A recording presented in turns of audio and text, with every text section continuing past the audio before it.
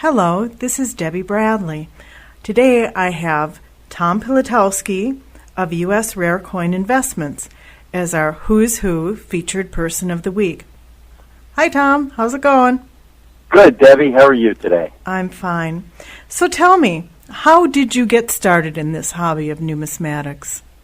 Oh, boy, that was a long time ago. When I was a little boy, I was homesick from school, and my older brother had been a coin collector, and I paid him a tremendous favor by taking a pencil eraser to cleaning all his coins to make them nice and shiny. Oh, not good. No, needless to say, he took it out on me when he got home from school, but that was my first exposure in coins, and later, when I was a teenager, I found a interesting dime in pocket change. It was a 1833 dime with the variety, the last three high. I was so intrigued by that dime, I brought it to a local coin shop in Garwood, New Jersey, and they offered me nearly $100 for it, and I was so intrigued by it that Wow. it became a profession. Yeah, $100 for a dime, not bad. A lot of money back in 1969, yes. After that almost $100 dime, what caught your fancy? What caught my fancy was how could such a little dime be that valuable, and so I bought a couple of books and I started studying about coins, and went to a couple of coin shows. Nothing really serious until around 1979 when people started talking about silver and gold, and I became more and more interested in it, and actually opened up a small coin shop. Became partners with an older fella who had a small shop actually on Highway 9 in a little town called Bayville, New Jersey, and that lasted for 6 or 8 months, and I finally opened up my own shop on the highway, Route 88 in Bricktown, New Jersey, and ultimately another shop on Main Street in Belmar, New Jersey, and from there it just kept on growing. It sounds like you were hooked. Yes. I think you could say I'm a lifer. Well, if you could select the first coin for someone to begin a collection with, what would you recommend? Well, a lot would depend on what that person likes and perhaps the kind of money that person was talking about buying a coin with. I've always had a weakness for gold coins and also silver dollars, so I would probably try to swing that person into either Morgan dollars or piece dollars or even $20 gold pieces just as a starter. But I would listen to that person to find out what does that person like, and if he really didn't know, I might suggest that he take a look through a red book. That's Yeoman's Guidebook of U.S. Coins, and try to pick out designs that appeal to him and see how or if those designs fit into what his overall plans were. Well, isn't that the number one top bit of advice to collectors is, above all else, make sure you collect what you like, not just what might go up in value? I think so, yes. And I think that's why education is so very important in this field. And even if starting out with a small guidebook like the Red Book, I think it's vitally important to do that before purchasing any coin. So there are still gold and silver coins out there that we can afford, given how the metals is going through the roof right now? Oh, I think so. Even there, on a smaller end, you've got everything ranging from $2.50 Indian gold coins from a classic sense to more modern coins that the U.S. Mint is producing, like U.S. Eagles that are a tenth of an ounce gold or a quarter of an ounce gold. I think there's something for everyone in that area.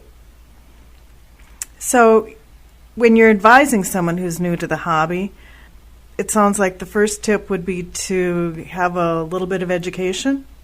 I think take your time, a little education, buy a couple of books. They're probably the best investment you could make initially. Talk to a few dealers, attend a coin show or two.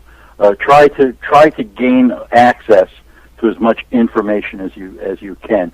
Eventually, you'll see something that really appeals to you, and then start to pursue this hobby from that standpoint.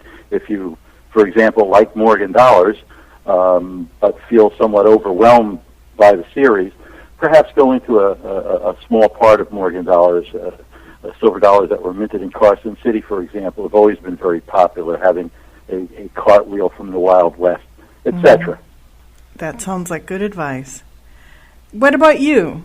If the sky was the limit and you could buy one coin, someone else is going to pay for it, what would you buy?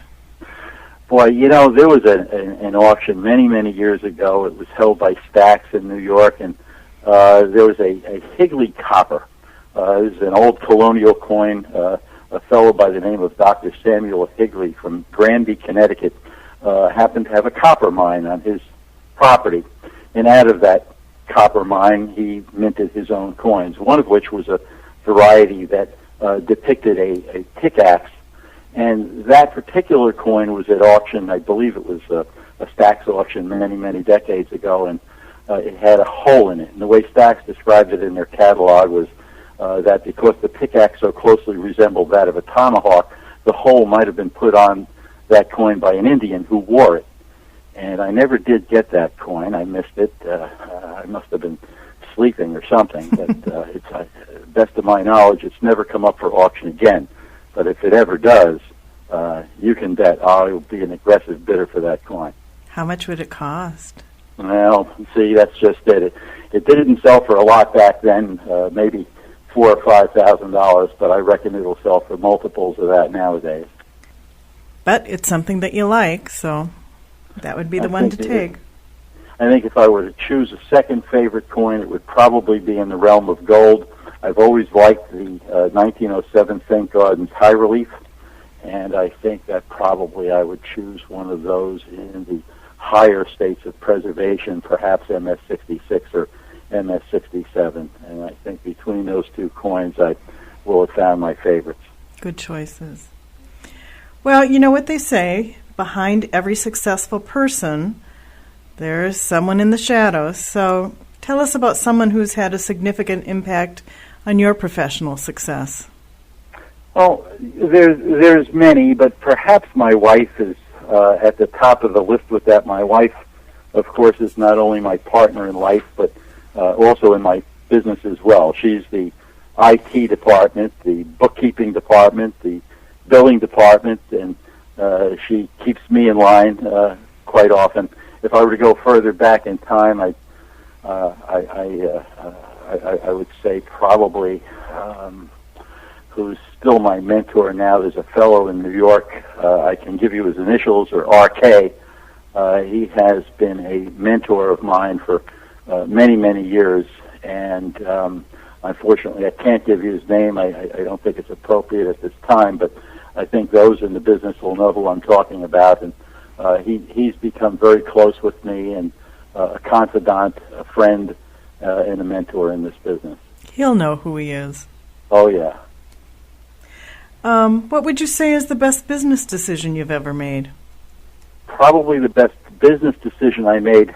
Long ago, I thought of myself as a pretty good numismatist and a good salesman, but I was never able to quite click with the business part of the coin industry. And I interviewed with Paul Mitchell at Heritage in Dallas. And I flew to Dallas, and I met with Paul, and I met with Steve Ivey, and ultimately they gave me a job. And in fact, I was top retail guy in their company for the most part while I was there, and I learned a lot from those guys. There's a reason why they're the biggest in the business, and I'm eternally grateful for the foundation that they gave me during my employ for them. That's a nice compliment. Thank you. Okay, one last thing. Okay. Tell us something most people don't know about you.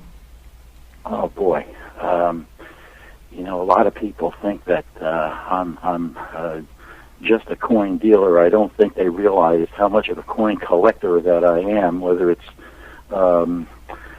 hard times tokens, there's one that's got a picture of President Jackson popping out of a treasure chest with a sword in one hand and a bag of money in the other, and it's labeled, "I take the responsibility," to gem-proof $20 gold pieces, and everything in between. I am the consummate coin collector, and it's very hard sometimes to sell these things. I wish I could keep them, but it's not possible. But I do, as a dealer, get at least the chance to be exposed to so many different types of coins, and again, ranging from 90% silver coins to some of the finest known pieces, 1859 double eagles that weren't even in the book, and so on and so forth.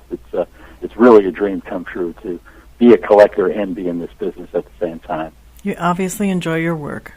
Oh, absolutely. It's the best. Well, Tom, thank you so much for sharing with us today. And hopefully we'll be talking to you some other time about maybe some other things in